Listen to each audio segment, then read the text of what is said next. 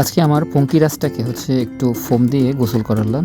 এই যে গ্যারেজের একটা ছেলে আমার পঙ্কিরাজের মধ্যে মোটরসাইকেলে সে ফোম দিচ্ছে। ফোমগুলো মানে খুব স্মুথ। আমি সবসময় এই গ্যারেজের মধ্যে এসে ফোম দিয়ে আমার মোটরসাইকেলটাকে ওয়াশ করি। আমি নিজেও একটু হালকা পাতলা কাজ করে নিচ্ছি, কারণ নিজের কাজ নিজে করা ভালো। নিজের কাজটা নিজের যেভাবে স্মুথভাবে করবে, ভালোভাবে করবে, কারণ নিজের জিনিস নিজের যত্ন সহকারে করবে। তাই আমি আমার শখের বাইকটাকে নিজের যত্ন করে ধুচ্ছি।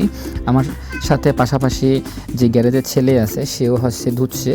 তো আমি আশেপাশে যে সিট বেল্টটা আছে, সিট বেল্টের এক পাশে আমি পরিষ্কার করতেছিলাম সাদা একটা কাপড় দিয়ে, আর পাশে সামনে যে চাকার অংশটা আছে সেটা গ্যারেজের ছেলে পরিষ্কার করতেছিল। নিজের কাজ সবসময় নিজে করা সবচেয়ে ভালো, কারণ নিজে করলে কাজটা একটু স্মুথ হয় এবং কোনো জায়গায় ফাঁক করে থাকলে সেটা খুব সহজে করে ফেলা যায়। তো আমি তাকে দেখিয়েও দিচ্ছিল।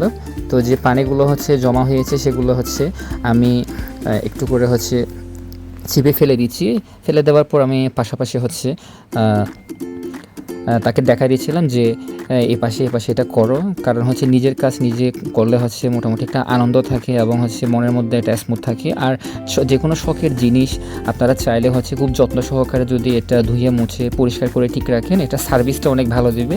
আর এটা মোটামুটি খুব স্মুথ একটা ভালো সার্ভিস দেয়। আমি এটা নিয়ে সবসময় বিভিন্ন ট্রাভেল করি, বিভিন্ন জায়গায় যাই, আমার খুব ভালো লাগে। আর এটার শক্তিটাও মোটামুটি অনেক ভালো আর খুব স্মুথ, খুব দ্রুত গতিতে চলে। আমার সবসময় ভালো লাগে। আমি যখন কোনো ট্রাভেলে বের হই, আমার ব্লগ করার জন্য বের হই, নিউজের পাশাপাশি, বিশেষ করে সাংবাদিকতার পাশাপাশি যখন কোথাও ঘুরতে যাই, তখন আমি এই বাইকটা ইউজ করি। যখন অন্যান্য নিউজের বেশিরভাগ কাজ হয় তখন আমি আমার আরেকটা গাড়ি আছে সেটা ইউজ করি।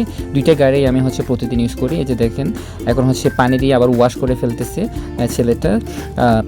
একটু আগে প্রথমে ফোম দিয়েছে, ফোম দেওয়ার পর এখন আবার ওয়াশ করে ফেলতেছে। ওয়াশ করার পরে তারপর সেটা রোদে দেওয়া হবে। সেই পিছনের যে অংশগুলো আছে, পিছনের অংশগুলো সুন্দর করে ধুচ্ছে। আর এই দোকানে মোটামুটি সার্ভিসটা অনেক ভালো। আমি প্রায় সময় এই দোকান থেকে সার্ভিস নিয়ে থাকি। আজকেও গাড়িটা হালকা একটু ধুলাবালি হয়েছিল, সেজন্য আমি এটা ফোম দিয়ে একদম ওয়াশ করে নিচ্ছি।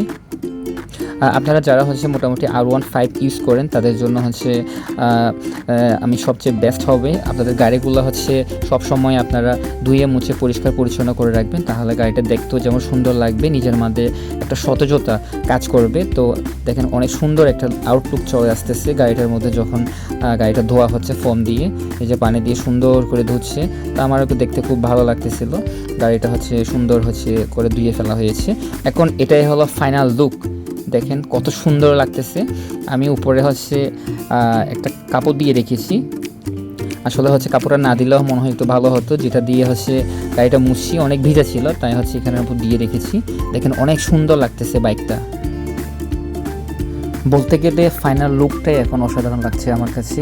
প্রথমে এটা যখন ধুচ্ছিলাম তখন আস্তে আস্তে একটু সুন্দর সুন্দর লাগতেছিল। এখন ধোয়া মোছা শেষ, এখন ফাইনালি রোদের মধ্যে রাখলাম যাতে পানিটা ঝরে যায়।